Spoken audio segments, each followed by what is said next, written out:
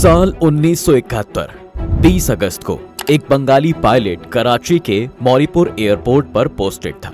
आज वेदर बाकी दिनों के मुकाबले ज्यादा खराब था। इसका शरीर तो यहाँ पर था लेकिन मन कहीं और। इसका मन डिस्ट्रैक्टेड इसलिए था कि ये अपने 20 साल के करियर में एक क्राइम करने जा रहा था। ये पायलट वहां से एक फाइटर प्लेन को हाईजैक करके भागने की फिराक में था। इस कारण से इसके मन में कई तरह के विचार आ रहे थे, कभी अपने फैमिली को लेकर तो कभी अपने कंट्री को लेकर। हालांकि उसके इंटेलिजेंस एजेंसी के सीनियर ऑफिसर को इस पर पहले से ही शक था, तो इस कारण से इस पर कड़ी नजर रखी जा रही थी। इसे पता था कि इस काम को करने में कितना रिस्क है, लेकिन इसके बाद भी वो अपना इंटेंशन बदलने को तैयार नहीं था। अंततः इसने इस इंसिडेंट को अंजाम दिया। अब सवाल यह है कि इसके बाद हुआ क्या। ये फाइटर पायलट फाइटर प्लेन को क्यों हाईजैक करना चाहता था और इसे कहां ले जाना चाहता था, जानेंगे इन बातों को इस वीडियो में, तो बने रहिए हमारे साथ वीडियो के अंत तक। देखिए, साल 1947 में भारत से एक अलग देश पाकिस्तान बनता है। ये दो हिस्सों में बटा हुआ था, एक वेस्ट पाकिस्तान और दूसरा ईस्ट पाकिस्तान। कुछ सालों के बाद ईस्ट पाकिस्तान के लोग अपने लिए वेस्ट पाकिस्तान से अलग देश की मांग करने लगे। इसके बाद सालों से चले आ रहे फ्रीडम का ये मूवमेंट दिन ब दिन तेज होता जा रहा था। अब इसे दबाने के लिए पाकिस्तानी आर्मी ने यहाँ के लोगों पर ऑपरेस करना शुरू कर दिया। ऐसे में यहाँ के लोग एट्रोसिटीज से बचने के लिए बड़ी संख्या में भागकर भारत आने लगे। अब भारत में रेफ्यूजी क्राइसिस की प्रॉब्लम बढ़ने लगी। इस कारण से भारत पर वेस्ट पाकिस्तान के खिलाफ कार्रवाई करने का प्रेशर भी बढ़ने लगा। फिर 31 मार्च 1971 को भारत की प्राइम मिनिस्टर इंदिरा गांधी ने इंडियन पार्लियामेंट में भाषण देते हुए ईस्ट पाकिस्तान के लोगों की मदद करने की बात कही थी। इसके बाद 4 महीने के बाद इन्होंने 29 जुलाई 1971 को इंडियन पार्लियामेंट में ही ईस्ट पाकिस्तान की हेल्प के लिए पब्लिकली अनाउंसमेंट की थी। अनाउंसमेंट के साथ ही इंडियन आर्मी ने अपनी तरफ से वॉर की प्रिपरेशन शुरू कर दी। अब भारत से मिली हेल्प की उम्मीद में ईस्ट पाकिस्तान का हर व्यक्ति वेस्ट पाकिस्तान के खिलाफ विद्रोह करने पर उतारू हो गया, चाहे वो आम नागरिक हो, सिपाही हो या फिर सेना ही क्यों ना हो। इसी कड़ी में एक नाम आता है मतियूर रहमान का। मतियूर रहमान ने अपनी primary education Dhaka collegiate school से पूरी की थी। उसके बाद ये वेस्ट पाकिस्तान में पाकिस्तान एयरफोर्स स्कूल सरगोधा में भर्ती हो गए। फिर 15 अगस्त 1961 को ये रिसालपुर में पाकिस्तान एयरफोर्स एकेडमी में शामिल होते हैं। 2 साल बाद मतियूर रहमान यानी 22 जून 1963 को 36वें जीडी कोर्स से एक पायलट ऑफिसर के रूप में नियुक्त किए गए। यहाँ से इन्हें वेस्ट पाकिस्तान के कराची में मौरीपुर एयरबेस में नंबर 2 स्क्वाड्रन में तैनात कर दिया गया। फिर यहाँ पर ये T-33 जेट विमान का ट्रेनर बना दिए गए। अब देखिए, वेस्ट पाकिस्तान में मतियूर रहमान अपनी सेवा तो दे रहे थे, जबकि ईस्ट पाकिस्तान के लोगों पर पाकिस्तान की गवर्नमेंट एट्रोसिटी कर रही थी। मतियूर रहमान ईस्ट पाकिस्तान के रहने वाले थे। अब 20 अगस्त 1971 को दोपहर के आसपास अपनी दूसरी उड़ान के लिए कराची के मौरीपुर हवाई अड्डे पर fighter pilot student Rashid Minhas तैयार थे।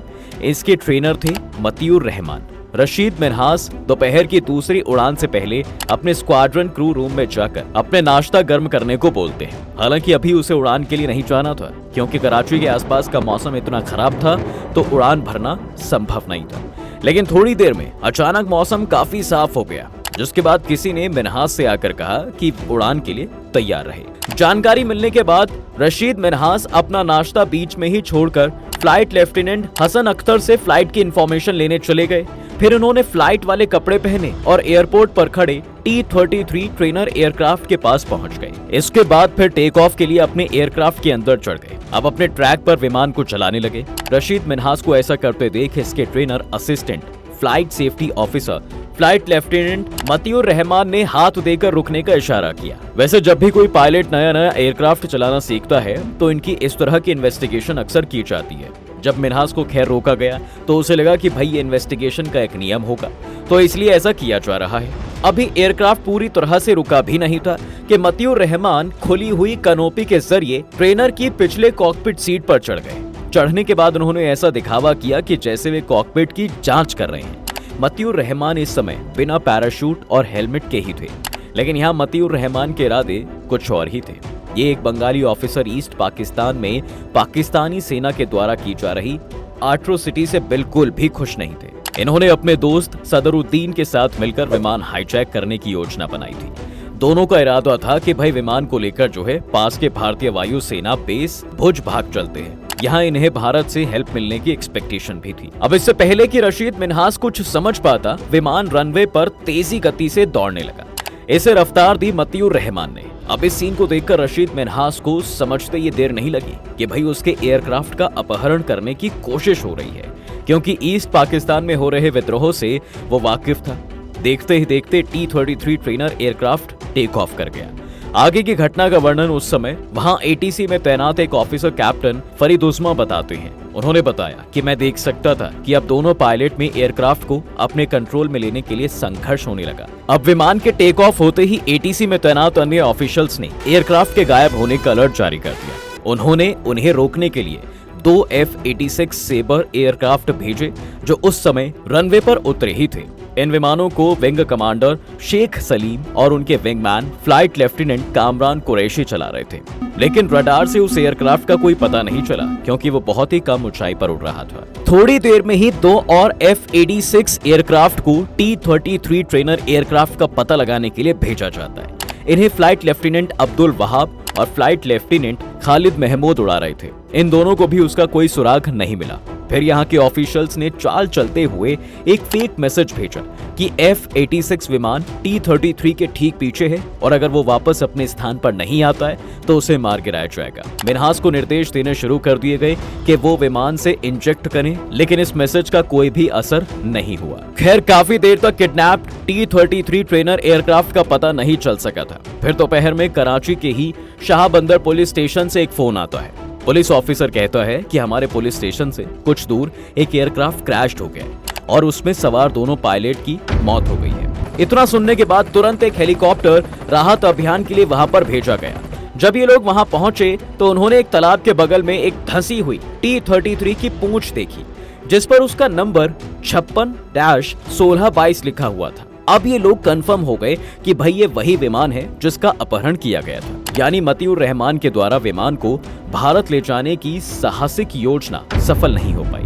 T-33 विमान भारतीय सीमा से महज 32 मील पहले थट्टा नामक स्थान पर क्रैश होकर जमीन पर गिर गया था। जमीन पर मौजूद चश्मदीदों ने विमान को लड़खड़ाते हुए उड़ते हुए देखा, जिसका मतलब था कि एयरक्राफ्ट के अंदर कंट्रोल के लिए संघर्ष चल रहा था। खैर, बाद में इस घटना की जांच के लिए गठित एयर इन्वेस्टिगेशन बोर्ड ने अपनी रिपोर्ट में कहा भी था कि उड़ान के दौरान कैनोपी लॉक नहीं किया गया था। बाहरी हवा के प्रेशर में वो कुछ देर तक अपनी जगह पर रहा, लेकिन जब विमान गलत दिशा में उड़ने लगा तो कैनोपी हवा में उड़ गई और विमान के पिछले हिस्से से टकराया, जिससे विमान औंधे मुंह जमीन पर गिर गया। शायद इसी वजह से मतियूर रहमान कॉकपिट से बाहर उड़ गए, क्योंकि एयरक्राफ्ट को कंट्रोल में लाने के लिए उन्हें अपनी सुरक्षा बेल्ट बांधने का समय ही नहीं मिला। इस कारण से इनका शव क्रैश साइट से कुछ दूरी पर मिला था। इस घटना की जांच कर रही टीम को मतियूर रहमान के शव के पास एक खिलौना पिस्तौल भी मिली थी। वहीं राशिद मिन्हास का शव क्रैश प्लेन में ही मिला था और बाद में ऑफिशियल्स द्वारा ये अनुमान लगाया गया कि किडनैपिंग प्लान बनाते समय मतियूर रहमान ने एक गलत अनुमान लगाया होगा। उसने सोचा होगा कि वो इस दुबले पतले जेंटल नेचर वाले स्टूडेंट पर काबू पाने में कैपेबल होगा। इसने पाकिस्तान के प्राइड और ऑनर को बनाए रखने के लिए खुद को सैक्रिफाइस करना पसंद किया। इसके बाद राशिद मिन्हास को पाकिस्तान में हीरो घोषित किया गया और हाईएस्ट गैलेंट्री अवार्ड निशाने हैदर से सम्मानित भी किया गया। वो ये सम्मान पाने वाले पाकिस्तान के सबसे कम उम्र के वायुसेना पायलट बन गए। उस वक्त उनकी उम्र महज 20 साल थी। उनके सर्टिफिकेट ऑफ ऑनर में लिखा था कि इसने प्लेन को किडनैपिंग होने से बचाने के लिए जानबूझकर जमीन पर गिरा दिया। फिर उसी स्थान पर राशिद मिन्हास को दफनाया गया जहां उनकी मृत्यु हुई थी। शुरुआत में इसे सितारे ज़ुर्रत देने की सिफारिश भी की गई थी, लेकिन जब पूरी स्टोरी पाकिस्तान के प्रेसिडेंट याहिया खान को बताई गई तो उन्होंने कहा कि ये लड़का निशाने हैदर से कम का हकदार नहीं है। उस दिन इसकी घोषणा कर दी गई और देखिए, घटना के बाद पाकिस्तानी गवर्नमेंट के द्वारा मतियूर रहमान को ट्रेटर और विलन घोषित कर दिया गया। इनका अंतिम संस्कार मौरीपुर एयरबेस के खाली पड़े हुए किनारे के क्षेत्र में किया गया, जहां उनका शव अगले 35 वर्षों तक रहा। इतना ही नहीं, मशरूर एयरबेस के प्रवेश द्वार पर उनकी तस्वीर लगा दी गई और उसके नीचे गद्दार लिख दिया गया। उनकी पत्नी मिली रहमान और उनकी 2 छोटी बेटियों को हिरासत में ले लिया गया। 30 वर्षों के अथक प्रयासों के बाद 24 जून 2006 को मतीउर रहमान के पार्थिव शरीर को कराची में उनकी कब्र से निकाला गया और बांग्लादेश एयरलाइंस की एक विशेष उड़ान द्वारा ढाका ले जाया गया, जहां उन्हें पूरे सैन्य सम्मान के साथ मीरपुर में शहीद कब्रिस्तान में फिर दफनाया गया। बांग्लादेश की तत्कालीन प्रधानमंत्री खालिदा जिया ने ढाका हवाई अड्डे पर राष्ट्रीय ध्वज में लिपटे फ्लाइट लेफ्टिनेंट मतीउर रहमान के शव को प्राप्त किया। उस वक्त एयरपोर्ट पर मतीउर रहमान की पत्नी भी थी, उनकी बेटी तुहीन मतीहुर हैदर, उनके अन्य रिश्तेदार और कुछ पुराने दोस्त भी मौजूद थे। उनकी बहादुरी के लिए बांग्लादेश का सर्वोच्च वीरता पुरस्कार वीर श्रेष्ठ दिया गया। फिर सेना ने उन्हें गार्ड ऑफ ऑनर भी दिया। बाद में जेसोर में बांग्लादेश एयरबेस का नाम उनके नाम पर रखा गया और बांग्लादेश सरकार ने उनके सम्मान में एक डाक टिकट भी जारी किया। लेकिन उस समय की उस अपहरण की घटना ने पाकिस्तान सेना में बंगाली ऑफिसर्स की मुश्किलें काफी बढ़ा दी थी। इसके बारे में PVS जगमोहन और समीर चोपड़ा अपनी बुक ईगल्स ओवर बांग्लादेश में लिखते हैं कि स्थिति इतनी खराब थी कि साल 1965 के भारत पाक युद्ध और साल 1967 के अरब इजराइल युद्ध के हीरो रहे सैफ अल आजम के साथ 4 अन्य Bengali officers, group captain MS इस्लाम, विंग कमांडर काबर, स्क्वाड्रन लीडर GM चौधरी और फ्लाइट लेफ्टिनेंट मीजान को हिरासत में ले लिया गया। उनसे भारत या ईस्ट पाकिस्तान भागने के प्लान के बारे में इंक्वायरी की गई। इन सभी को अगले 21 दिनों तक जेल में रहना पड़ा।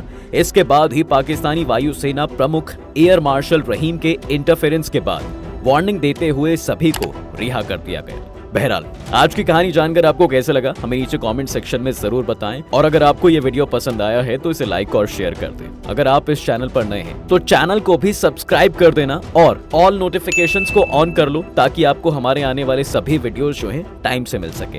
खैर मिलते हैं फिर से एक नई वीडियो में नए टॉपिक के साथ, तब तक के लिए नमस्कार।